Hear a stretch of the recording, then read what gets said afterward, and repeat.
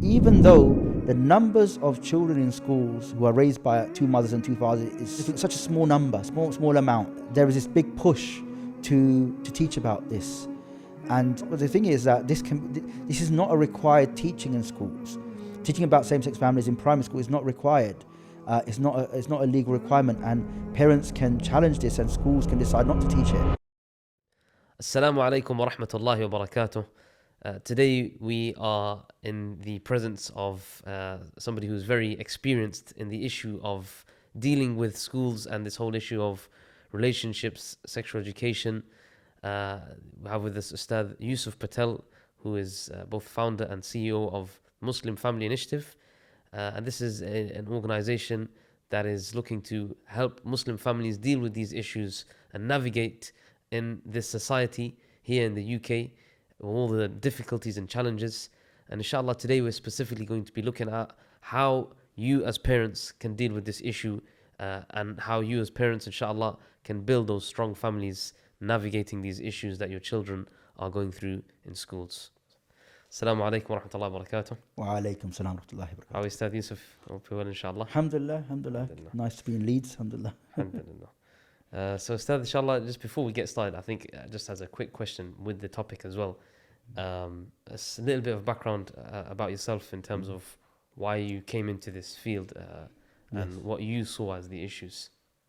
Yeah, so in terms of, I was initially a governor at a school in East London in 2007-8, and I wanted to get involved in being a governor. My child was very young at that time. He wasn't even in a school, but there was an initiative in a local area to get more governors into schools. And so I became a governor in a school, and then as a result of meeting other governors, I realized that a subject called sex and relationship education was being taught in schools, and there was very little understanding about what the rights of parents were, what schools had to teach and didn't have to teach. And there was even at that time, back in 2008, there was a big misunderstanding about what was required to be taught and what wasn't required to be taught. And so we looked into it with a few other governors, and then we started to create some awareness. At that time, the Labour government started to make the subject statutory. That didn't succeed, but then we started to see much more over the years of how what they were teaching in secondary schools was being taught in primary schools, whether it be about sexually immoral topics, sexually explicit topics, as well as LGBTQ topics. So, in terms of like parents that might watch this, why should they be concerned about this topic? Like, what is it that they should really be? Why do they need to pay attention to this? Like, why have you put all your effort into doing this? I think initially I was really concerned about how we were living in a society where there were lots of values that existed in the wider society that parents were either unaware of or unaware of the impact on their children. You know, these ideas around almost being sexually liberal, ideas about people defining for themselves what makes them happy, and then how that should then define for them what is moral and what is immoral. And I think what I'm really interested in is this idea that parents should be alive to the dangers to their children of the values that surround them, whether it be what's taught in schools, whether it be what their friends' children teach them, what the types of culture that exist on television, on the films that they watch, the books that they read. And so I think it's really important that I always tell parents, look, that we need to, as parents, recognize what is our primary mission statement, what is our role with our children, what are the things that if we do with them, they will achieve success in the correct definition of what success is. And at the moment, lots of parents will see success as being my child succeeding in education and being in the best professions that they can possibly be in, get lots of money, be able to buy a house, and really materialistic considerations. And there's nothing wrong in children aspiring to those things. But actually, the primary responsibility, as outlined by Allah subhanahu wa ta'ala, is qu anfusakum wa ahlikum nara, is to save yourselves from your family from the hellfire.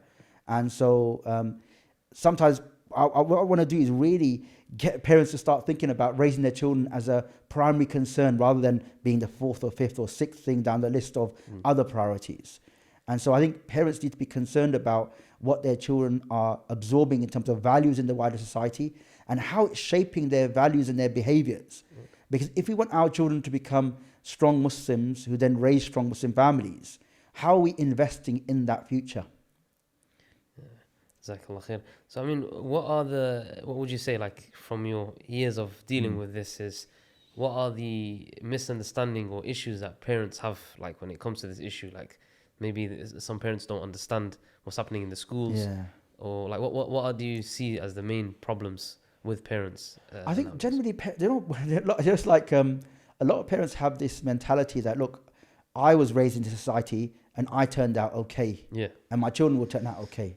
And it's like I went to school and I learned. But the thing is, if lots of parents were to go into the schools that their children attend every day and compare it to the schools that we went to when we were growing up, even if you went to school maybe 15, 20 years ago, schools are completely different to what it was before. Not only in terms of what they teach, but in terms of, as society has moved away from religion, as people have stopped practicing, even in the most basic ways, and even in a nominal way, Christianity or any other religion, you see people moving away from these, even those traditions. They taught people to behave in a particular way and to have, and it actually grounded people to a certain extent in certain values. But now there's a values free for all. And so the children that your children are at school with, what discernible values do they have? There's individualism. There's a real focus on me, myself, and I. There's a focus on my life is just about achieving as much sensual pleasure, as much happiness, and I define what happiness is, as possible. And so I speak to parents all the time to say, look, even in the primary school playground, because of smartphones and children having smartphones, children are accessing pornography in the playground. Children are sharing. Sometimes there was research that showed how some children, even in primary schools, were sharing with other children images of themselves naked with other children. And so, we've got to recognize that the sorts of things that we grew up with in schools, because of social media, because of smartphones, because of all of these newer inventions and new technology, that means that the world our children are growing up in is far different from the world that we grew up in. And so I think, first of all, parents are going to recognize this is like, sometimes I get questions from parents to say, I gave my child a smartphone. I said, how old is your child? Oh, my child was 10. And I said, look, okay, stop there. I'm not going to answer the question you're going to ask, but why did you give him a smartphone? And because why would you want to give a young child a smartphone at a young age where they've got access to all sorts of behaviors, ideas, values, images, social media, a different world that is wholly negative in many respects, and you've given them access to all of that. So I think sometimes we've got to question the assumptions of the choices that we make for our children, and whether they're choices that are in line with what we want our children to grow up to be, or whether they are detrimental to that future. But first, we've got to think, okay, if I want to think about my child in 10 or 20 years' time, who do I want my child to be? Do you want my child to be Abdul or Amina, who is Muslim, but to all intents and purposes, their priorities are like any other person in society? Or do you want somebody who's distinguished by having the priorities of worshipping Allah, of obeying Allah, of living a life in conformity with their purpose, the purpose that Allah subhanahu wa ta'ala set for us? So, I mean, now going with this issue, like I said earlier, that we find parents being kind of like reactive to the issues that, this happened in school now, this what happened. So what kind of tips would you say, like, in this field, what parents should be doing to be proactive in dealing with these issues before we get into the actual issues that they'll be facing? So what I'd say is that, look, firstly, parents need to say, we need to take every opportunity that safeguards our children from immoral ideas and values. We need to take that opportunity. Now, sometimes parents have this all or nothing approach. Either I safeguard them from everything. If I can't safeguard them from everything, then why should I safeguard them from some things? And the world doesn't work like that.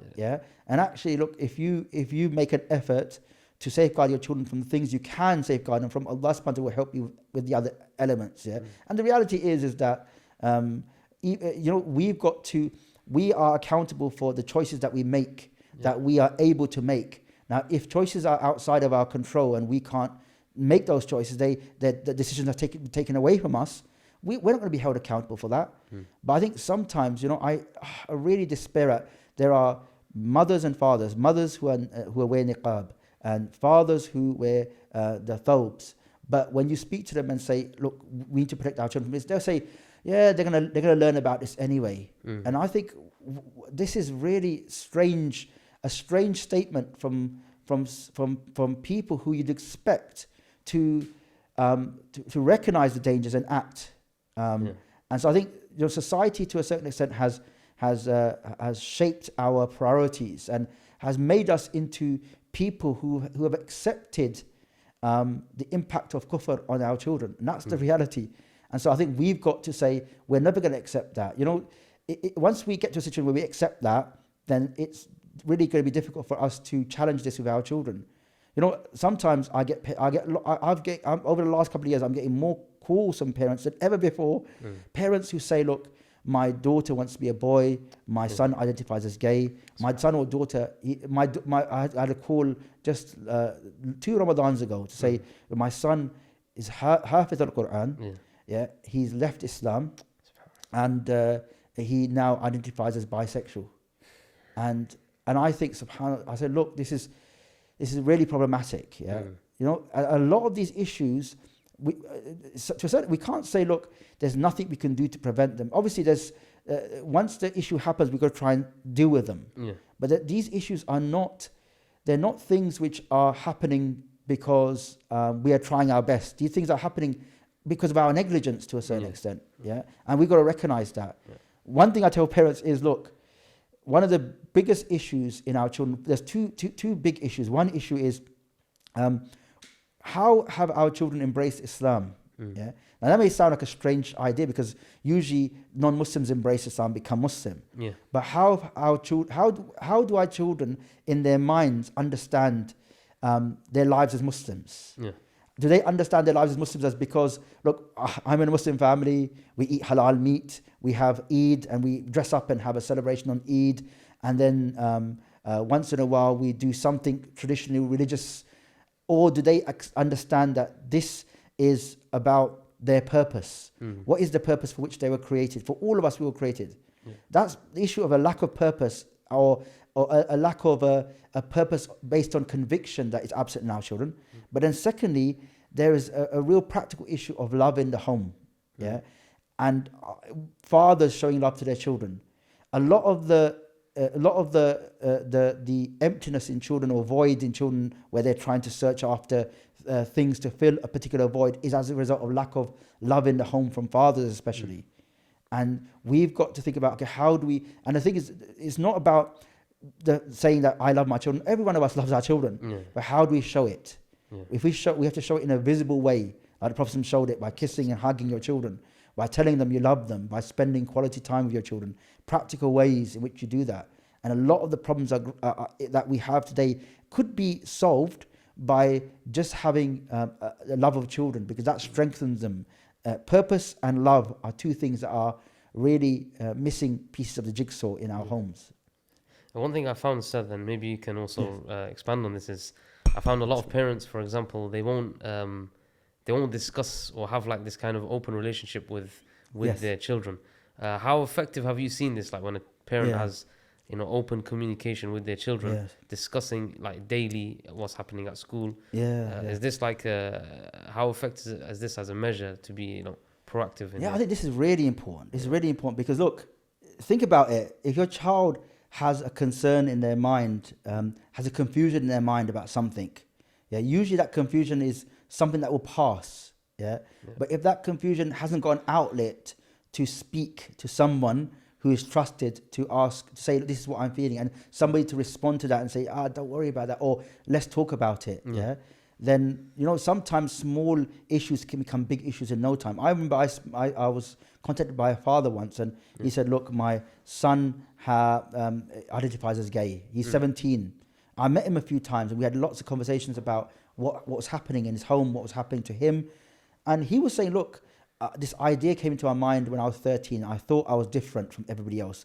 I didn't like the things that other boys like to do. I didn't have any Muslim friends. I felt like the strange weirdo amongst people. And so this idea was in my mind. I said, did you speak to anybody about it? He said, no. Who could I speak to? And then when I was 17, I went to college. I met some girls in the school, and they heard me. They listened to me for the first time. I said to them, I feel different. I feel like I'm not the same as other boys. They said, oh, you must be gay. So they gave a label to what he thought he was. And then he said, okay, I must be gay. And now he's not that strange weirdo anymore, but he's got a label which proves that he's normal, quote unquote. And so what I'm saying is that, look, if he had somebody to speak to at age of 13 to say, this is how I feel, somebody say, look, there's different people. Sometimes you fit in with some friends. Sometimes you don't. Some children are able to fit in with other children. Some children are a bit more introverted. Maybe let's think about how we can help you to find friends. Or maybe let's think about, maybe if you do some particular interests, you may meet some other friends, other children, and you can become friends. But his idea was such a small idea at the age of 13, but by 17 it became an idea that when I met him, nobody was going to convince him he wasn't what he thought he was. But I think the idea of open conversation is really important, because we need to have, our children need to have trusted sources they can come to and speak to, vent, talk to us about their concerns, ask questions to. And the point is, sometimes our children, how do we think our children understand the types of things they can ask us about and the types of things they can't ask us about? They can ask us about history, historical events. They can ask us about mathematics. They can ask us about geography, the names of capitals, words that they've heard. Yeah. But sometimes, for example, if they heard a rude word, or if they heard a word that they know has a sexual connotation, they will say, I'm not going to ask my mother and father about that. Not because we ever tell them not to speak to us about that, but because we never give them the invitation to ask us questions about these things. We open discussions about all these things. And so we always say, look, we live in a hypersexualized society where, when I was growing up, there wasn't this idea of celebrities who would openly speak about their sexual lives. Even when I was growing up, there was this idea, this is private. And when somebody said something like that, this person's immoral. That when I was before I was born, probably in the 70s, early 80s, there was still this idea about living in sin. If you were not married and you lived with somebody who you're not married to, you were living in sin. Slowly, these ideas have changed so that the idea about talking about private things in public have become normalized. And this is shaping our children. So the culture in this society is shaping our children. So how do we expect that these ideas are not going to shape our children and their ideas and their values and their behaviors?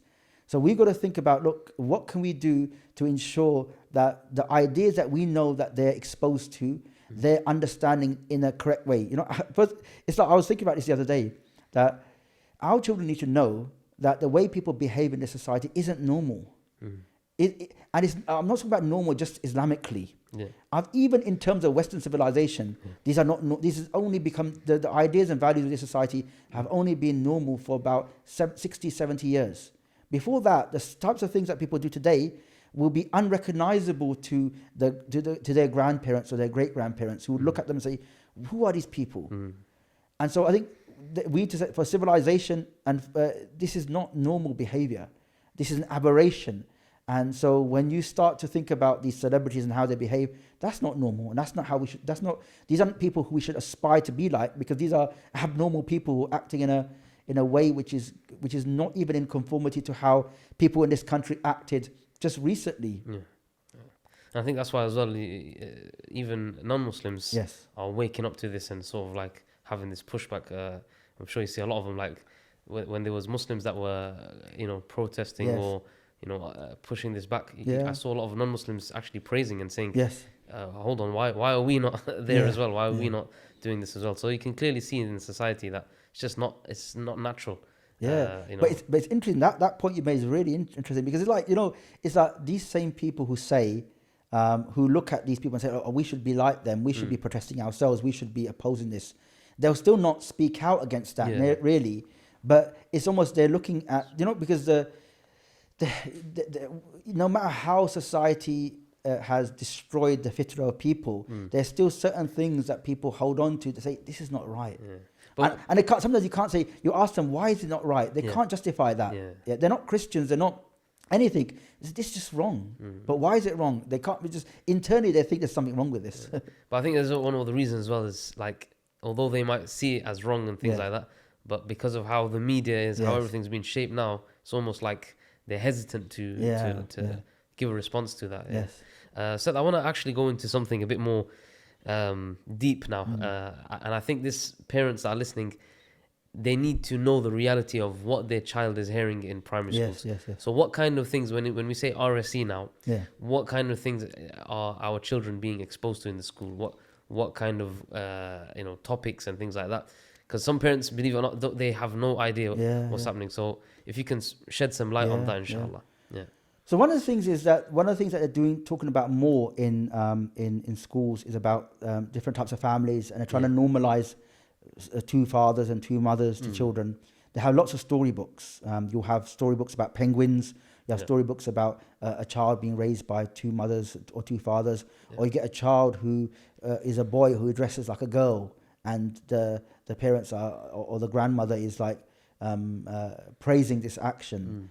And so there's this normalization of families, two children, and even though the numbers of children in schools who are raised by two mothers and two fathers is so insignificant, such a small number, small amount.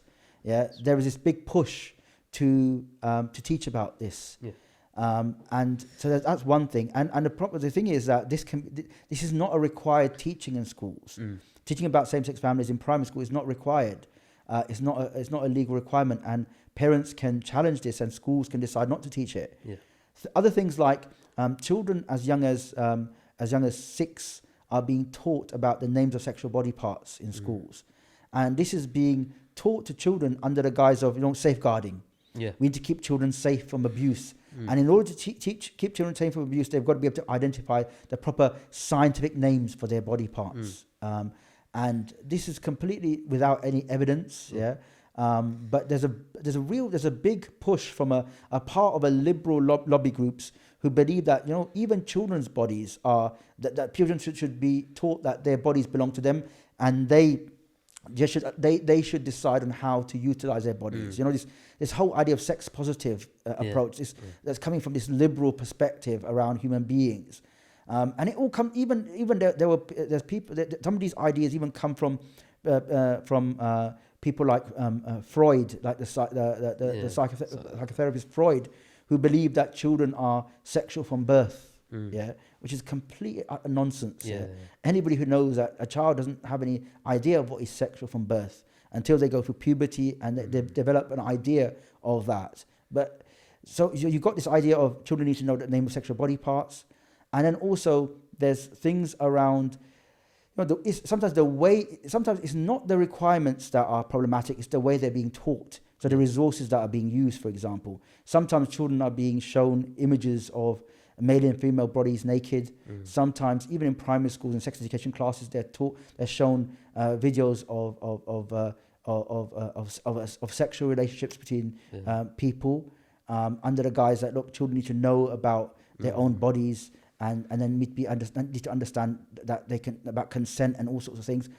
I think what we got to do is, I think as parents we got to really go into schools and ask to see all the materials our children are being taught. Now, in the new guidance that's been released, it says that parents need to be given all the resources that they ask for. In the past, parents were being refused. And so I think in order to be able to understand what your child is being taught in your school, because they may not be taught all the things that I've mentioned, but in order to understand what your children are being taught in your school, go to your child's school and say, I want to see all the materials.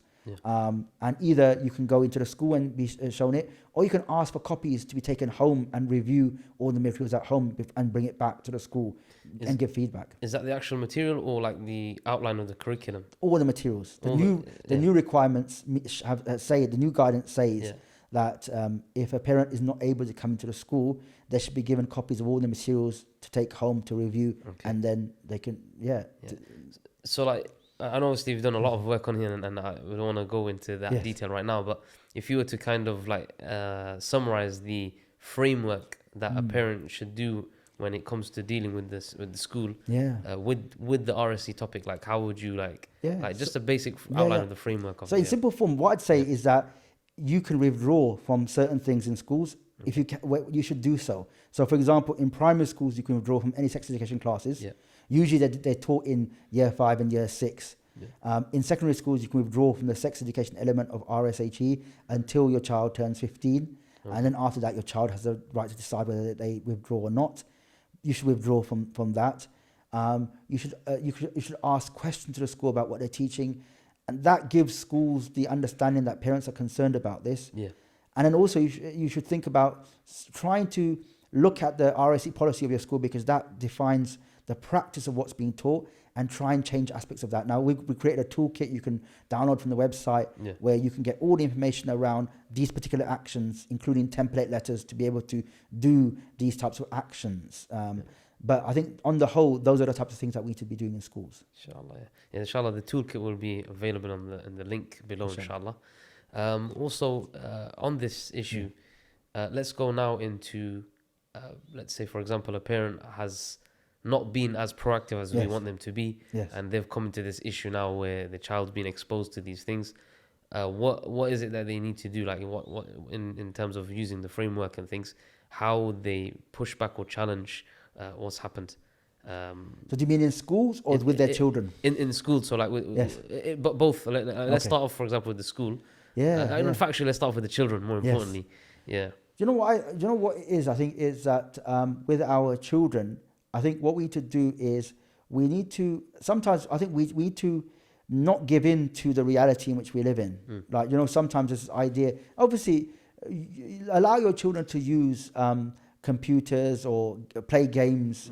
Allow them, don't completely deprive them of that, but don't give them unfettered access, like just access to it 24 hours a day, 7 days a week, without any clear guidelines as to what to do, what not to do. So just give them clear amounts of time on this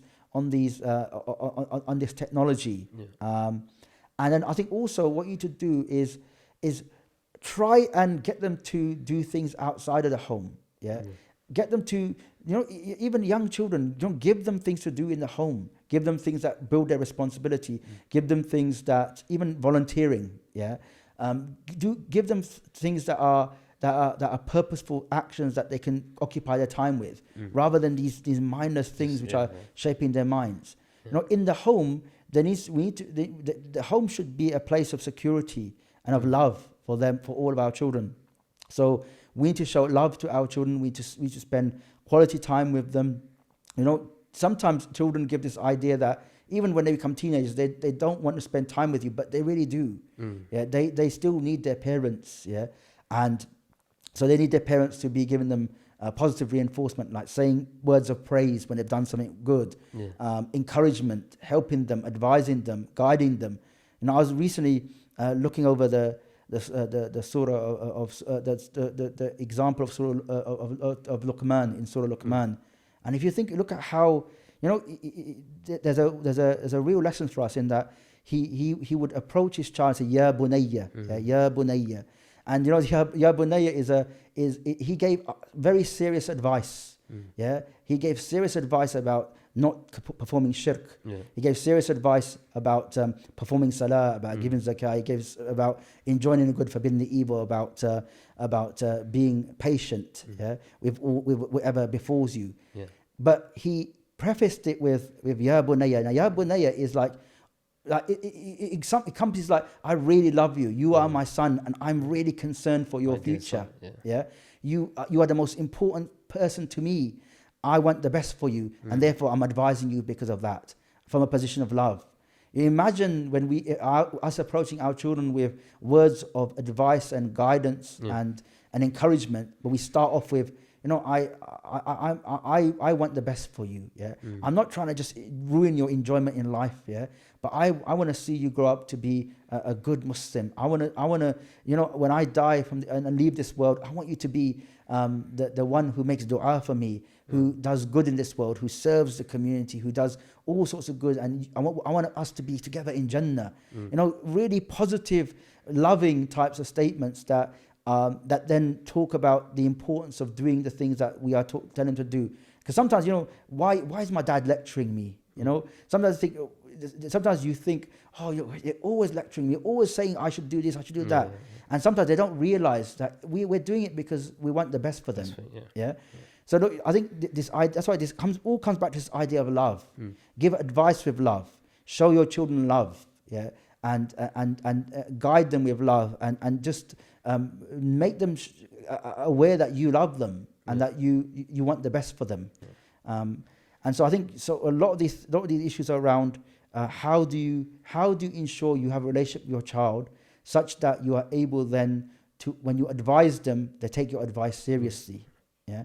And sometimes sometimes as fathers especially, sometimes we get into the habit where every interaction with our child is, why did you do that? Why didn't you do that? And it becomes very negative. And we got to, sometimes I think, okay, look, my interaction with my son, last interactions have been very negative. So I've got to now make sure that I provide some positive balancing of that negativity, because that affects the way he perceives what I ask him to do. So when you say we're dealing with the schools, I want to give you like a scenario sort of thing. Let's say you have a parent that's very proactive, very loving, teaches his child, stories of the prophets, taught him about Lut alayhi salam and things like that. And then obviously the child speaking about it in school, letter comes home, or parent gets called and says, your child made homophobic comments or something like this. What is the advice that you would give for parents to deal with this issue now? That's a really good question, because I get lots of questions every single time. A parent has contacted me and say, look, my son said something, and the school has given him detention or isolation because he said that, or even suspended sometimes. Every single time we've challenged it with the school has reversed its punishment. Every single time. There's never been a case where they haven't, because this is not allowed in the law. A child is allowed to hold another view, another view, another moral perspective that comes from his religious views. There's no such thing as a school has to force a child to adopt what they believe to be morally acceptable or not acceptable. This is not why we send our children to schools. And so lots of times teachers make mistakes, and they make rash judgments based upon not even following the law. This goes beyond the law. This is something made up in their minds about what they think that children should say or not say. And so obviously we tell our children, when you say things, try and say things in a way which is respectful, in a sense that don't just say things like, don't say I want to kill that person or whatever, because that's. But say, if you say, like what a child said in a school, like, look, why are we being taught about LGBTQ relationships when it goes against my religion? Now, what's wrong with that? Now the teacher can answer that, but then that child was in a class. The head of year came into the classroom and said, "Who wrote this comment?" They were asked to put like questions in a box, and they said, "This is a safe space. You can ask any question." He did that. Who wrote this question? And then he didn't answer. He said, if nobody comes forward, I'm going to give you all a detention. And then he said, okay, now I want all of you to write down the name of who you think wrote it. It's like a communist dictatorship. It's like a totalitarian regime now here. And then so the children said, oh, it's this boy, it's Abdullah. So then he was taken out of the classroom. Another teacher sat with him and said, you know what you did was wrong, don't you? And he said, no, I don't. And he like tutted. He didn't even explain why it was wrong. Whether he went home, the other children were saying, oh, you're going to get in trouble. You're going to get, all that stuff. And then he came home, he was crying. His mum was like, this was his year 7 child, his first year of secondary school. And his mother called me and said, look, I don't know what to do. I said, we need to challenge this. This is unacceptable. We wrote a letter to the school. Within an hour, the deputy head called her and said, I really apologize. This shouldn't have happened. Come into the school. And she said, I'm only coming to school if you And I'm going to only accept your apology if you do two things. And we said the school has to do two things. One is make sure the apology is made in front of the whole class. Yeah. So the same teacher who came in and bullied him should be the same one who comes in and says, we're sorry, this shouldn't have happened. He did nothing wrong, and apologize to me in front of all of the class, all of his class. And then secondly, you've got to make a policy change so this doesn't happen to any other child. So teachers know this is not acceptable for them to do. And they did that. But I said every single time where this has happened, we've challenged it. Sometimes parents will call me and say, this has happened to my child. I said, look, I'll help you challenge it. I said, no, I don't want to do that. Yeah. And then I say, okay, I can't do anything about that. Yeah. But I almost like, why did you call me then? Yeah. Yeah. What am I? If you're not willing to challenge it, because it's sometimes, and this is almost a mentality we need to almost eradicate from our minds, is that parents feel as though they're like second-class citizens. Yeah. Yeah. They're like, they've got some sort of inferiority complex. Yeah? We are in someone else's country. We are guests. These are hosts. We got to treat them well. No. You are in this country, you've got the same rights as everybody else. Yeah. If schools don't follow the law, then you've got to challenge them on that. And I think it's really important in schools that teachers are not allowed to impose their own personal perspectives on children. Yeah. This is what the law says. Yeah. And so when that happens, you challenge it. Yeah. And you challenge it so that they change their practice and their policies. Yeah. So that this doesn't happen again. I think that's a very important point, because like if it's not challenged, then when you challenge it, you set a precedent. Yeah. So that something like that cannot happen again, or it's unlikely to happen again. That's right. And I think that's the thing, that some parents is like sort of, they become shy, or like kind of like I'm scared of. Oh, I don't want to rock the boat. Yeah. So I think on that point, actually, what would you say is obviously the being in this country, what are the rights of parents when it comes to educating their child that they should be aware of? Yeah, the most important rights as a parent, when it comes to their child's education, because I think a lot of parents, like you said, they feel as if they're sort of second-class citizens. We can't challenge. We can't do this. I think the way we should think about it is, look, I said to parents recently, I've said, look, I've used this analogy. Yeah. We should think of schools as businesses from one perspective only. Yeah? And I'm not saying as in a normal business, but I'm saying from the perspective that the school is a business. Yeah. They're catering to the needs of the community and to parents. And parents are the primary stakeholders, they're primary customers in that school. They send their children to that school, and that if the school isn't fulfilling the needs of us and our children, like any other business, if they're not fulfilling our needs, we go elsewhere. We need to have that mentality in our minds that schools are not doing us a favor. Schools are actually fulfilling a need that we have, but that they have to comply by the law. Also, it's like this idea that the school is parents are the primary stakeholder of school. In law, parents are the primary educators of their children. Yeah. And they have this term called in loco parentis. That the school is replaces the parents while the parents are providing their children, sending children to school. Yeah. But they never have the same rights as parents. Of course, yeah. Parents have rights in law that teachers don't have towards their children. And so we need to recognize actually they're our children. Yeah.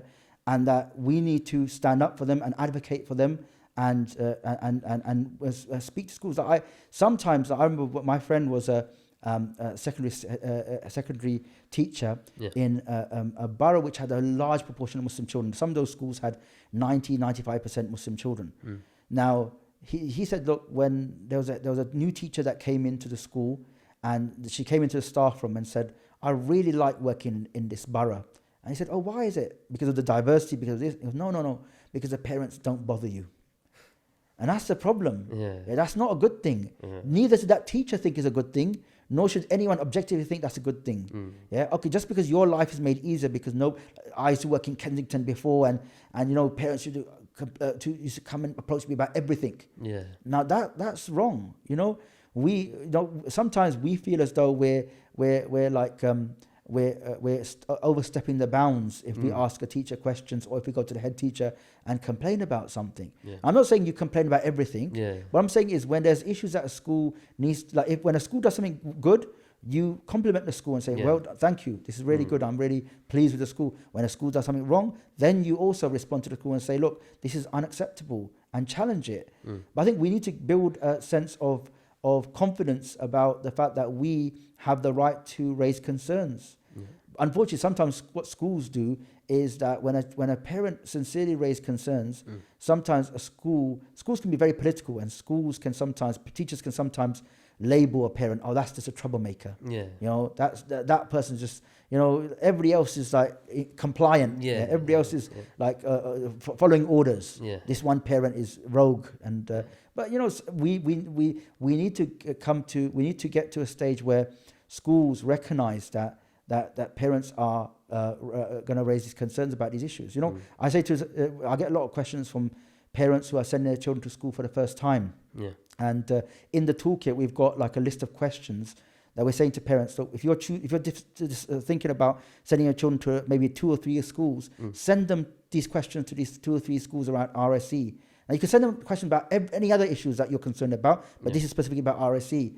And what that does is that says to a school, the answers you give to these questions will help me to decide whether I'm going to send my children to this school or another school. Yeah. And then it sends a message to schools that actually, look, we're concerned about this, and you can't just ignore parents. Yeah, because every school gets about £6,000 per pupil in funding and so if your child doesn't go to that school, there's lots of schools that because of the population decrease in the society, there's a lot more places in some areas. So if you don't send your children to that school is going to lose £6,000. That's not a small amount of money. It's like a business. And so you're hurting their bottom line. And so I think what we need to do is get used to asking questions to schools and get used to challenging things when they do things which are unacceptable.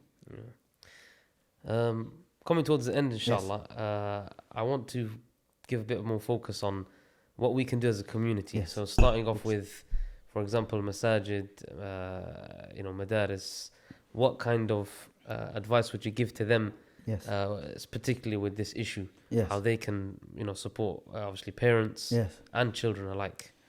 So one thing over the last few years we've been hearing from a lot of madaris and makatib, saying, look, we need to address this because naturally, I really feel as though there are very few safe spaces for Muslim children to speak out when they have concerns about issues. Madaris and makatib, not by design, but because this is where lots of children go to, and it becomes a space where children are able to speak about things to their teachers. A lot of madaris and makatib are getting questions from children about things that are happening in schools, things that teachers are saying, and I think it's really good that this is a position that madaris and makatib are occupying, and so hearing about this over the last few years, we've said, look, we need to create some sort of a very activity-based, a very rich curriculum that madaris and makatib can use with children in order to counteract some of the messages that they're getting in schools. And so we've created a madrasa curriculum, a maktab curriculum that can be used in madaris and makatib. We've sent it to lots of madaris and makatib for feedback. We're making changes based upon that feedback, and we're hoping to release that. And we want madaris and makatib to use these types of resources in their madrasa. But even if they don't use these particular resources, what we say to them is, look, all you've got to do is make children aware that they are free to speak about things that they have been taught in schools that concern them, that they're confused about, and just open up the possibility of just discussions about things that are happening that they want to raise. Because think about it, there may be no other environment where a child feels safe to raise any concerns that they are facing, and the madrasa or the maktab can be that space. So I think that's the primary thing that madrasas and maktabs can do. And I think really a lot of the madaris and makatib also have to think about, also a lot of them are, but those that aren't need to think about, a wider program than just children reciting the Quran. Even children reflecting on the verses of the Quran as guidance. Children understanding what the guidance of the Quran is. Children understanding things from a much wider perspective in terms of our purpose. This is Islam is the answer Why- to our purpose, why why they're we're Muslims, here. yeah. Yeah. And so I think fundamentally, because when I ask lots of children the question, why are you Muslim? Yeah. A lot of them will say, my parents are Muslim, which makes them very weak. And when they come across ideas that oppose Islam, they're already vulnerable because they're on shaky ground to begin with. Yeah. We've got to replace that shaky ground with a much more firmer foundation about the answers to why we're Muslims. And I think the more children reflect upon the verses of Allah subhanahu wa ta'ala, you know, they'll fall in love with Islam. They'll fall in love with Allah subhanahu wa ta'ala and as their creator, and realize that Allah subhanahu wa ta'ala not only deserves to be worshipped, but also is the only one who can define for us how to live our lives, not human beings who change their mind every 5 minutes. Allah subhanahu wa ta'ala who created human beings who change their mind every 5 minutes. So I think Madaris Muqaddam have an important role in that. Quite regularly I go and do training sessions for Madaris Muqaddam, and a lot of them are very keen to talk about these issues. And so I think these are ideal spaces for us to mount a challenge against the things that our children are exposed to, not only in schools but in the wider society. I know as well you mentioned you put like the National Khutbah Day or something for this particular issue. On that, like, obviously we know the importance of, you know, for example, Jum'ah, you got like most of the community there. So the role of the imams and, you know, those who are doing the khatibs and so on, or community leaders in raising awareness to this issue. Like, what advice would you say for, you know, for those people? So that's really good. So one thing we've created a template khutbah that imams can deliver on Friday the 19th of September, which is a national day on RSE. They can sign up on our website and they can access webinars that will support them to be able to deliver this khutbah, even though that's not necessary, but we can answer any questions or any fears that they may have in addressing this issue. So we've got the template that they can deliver. And as I said, there are people who will attend that, who you can signpost for further information to be able to understand what the children are being taught in schools and challenge some of this stuff that's happening in schools. If at minimum parents can withdraw off the back of that, that's a result. If they can do more, then that's fine. But if that's the minimum they can do as a result of that, then that's children who are protected from some of these things that wouldn't have ordinarily been protected from that. And so, absolutely, imams play a crucial role in raising awareness about this. So we hope that across the country, hundreds or even thousands of imams will tackle this topic on the 19th of September, inshallah. Inshallah. And one final thing, inshallah, that I wanted to ask you about was, having been in this field now and this sector and seeing how things are, what's the trajectory like? How do you see things going? You know, right now we have the issue of LGBTQ and things like that. Do you see, like obviously we know that the hadith of the Prophet ﷺ said, there will not be a generation except that the one that comes after will be worse. So, I mean, not to be like negative or pessimistic, but how do you see, like, have you seen, for example, the like government sort of legal statutory guidelines becoming better for us, or what would you say, like, your view on this? There's two things here. One is, over a few years, this whole LGBT, especially this trans stuff, went really over the top for most people. And there was a natural pushback for most people in the society, such that a recent court case by the Supreme Court in this country started then to push back and say, look, the definition of a woman in law is a woman who's born a woman biologically. And anything that a person does to change their quote unquote their gender later on doesn't change their biological sex. So even if they change if a woman becomes a man becomes a woman, effectively they're still biologically a male or female. And the rules of that male and female applies in law. So the use of toilets, the use of changing rooms, the use of single sex spaces is not accessible to somebody who's not a biological woman. Even in schools, it says over the age of 8, the children will not be allowed to be in toilets, single sex toilets, not in gender neutral toilets. Over the age of 11, they will not be allowed to be in mixed changing rooms. So there's change. There's some changes to the law or some clarifications of the law that are beneficial for us. Alhamdulillah. But I think what we've got to recognize as parents is that, if you look at the trajectory of all immigrant communities, first generation, second generation, they stick to certain values. Yeah. And then over the next few generations, a lot of those people start rejecting those values and moving beyond that. Yeah. There is a hidden problem in our community, or a problem that's not talked about, where a lot of children are growing up and leaving Islam. And some are not publicly declaring that I'm no longer Muslim, but essentially in their hearts, they've rejected Islam. Yeah, and even with their families, they may give the impression that they're still Muslim, but they've left it. Because the reality is that unless somebody has a conviction in Islam that is deep rooted, the allure of society and that which the society calls them to is too strong for them to combat. Because it's like we say you can't eat this, you can't dress that way, you can't do this, you have to do this, and society says you can do whatever you want to do. That is very attractive to a certain type of people. And look, ironically, there are Muslims moving away from Islam because they want to adopt quote unquote freedom, and there are non-Muslims who are becoming Muslim because they've rejected that. Yeah. So you see that sometimes it's like it's when you experience kufr, you feel much more at peace when you accept Islam. Yeah. But when you feel that way of living has been stopped from you, has been prevented from you from living that life, you feel like deprived. But what we've got to say is, look, there has to be a coherent reason why we're saying to children. We're not saying to children, don't do this or do this for no reason. We don't do this and not do this because this life essentially is a short time that we live in comparison to the life that we went to live in the hereafter. And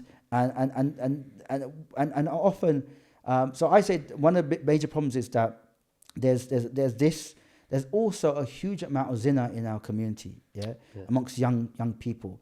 I remember I used to speak to someone from another organization, a Catholic organization. The Catholic organizations used to what they call bear witness outside these abortion clinics. And in lots of areas they say, look, we see a lot of girls wearing hijab, going into them in the day, young girls, school girls, and in law, look, if a girl gets pregnant and goes to the school can take her to this abortion clinic, bring her back, and they don't need to tell the parents. The reality is sometimes as a community, sometimes we need to recognize that there are hidden problems in our communities that we're just brushing under the carpet and ignoring, and we're ignoring at our peril, because all these things, zina, LGBTQ, all of these things are problems in their own selves, but they also can lead a child to leave Islam. And so we've got to think much more about the problems in our community.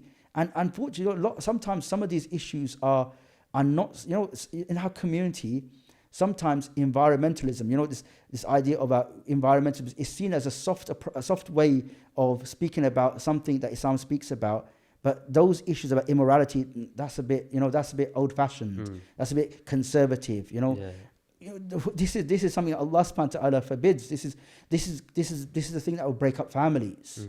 This is a thing that has going to have a lasting impact if Muslim children grow up and don't build Muslim families. Then that will create a weak community, because our community and societies are based around strong families. So I think we've got to really think much more in our communities and give, really speak much more about these issues and tackle things like pornography. The amount of people who are addicted to pornography in our community is huge.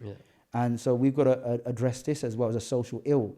The reality is all the things that non-Muslim communities face as issues are also faced in our community: drugs, alcohol addiction, pornography addiction, issues around abuse. All the issues that are faced by other communities also are faced by our communities. We're not somehow cocooned from them or safeguarded from them.